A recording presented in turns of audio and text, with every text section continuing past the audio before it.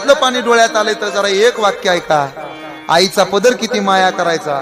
उन्हात चालताना छत्री व्हायचा, रडताना रुमाल व्हायचा, आणि रात्री आईच्या कुशीत झोपताना सोन्याची चादर व्हायचा.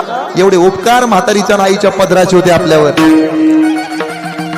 ज्याला आईचा पदर मिळत नाही त्याला विचार आईचे उपकार किती असतात. माझी विनंती, जगातला कुठलाच बाप अजून असा पैदा नाही झाला की आपल्या लेकीचं वाटोळ करल, आणि जगातली कुठल्याही अशी नाही की तिला वाटतं माझ्या पुरीचं वाटोळ व्हावं.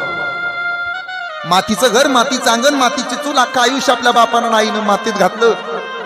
आपल्याला वाढवलं, लहानाचं मोठं केलं, लोकांच्या बांधावर खुरपायला गेली, जोळीमध्ये टाकलं पोरग, आणि झोके दिले आपल्या. अरे लेकराला पाजायची सोय नव्हती, एवढा सासरवास होता. पाठीवरती टाकत होती लेकराला आणि खुरपायला जात होती. पिठाचं पाणी करून पित होती.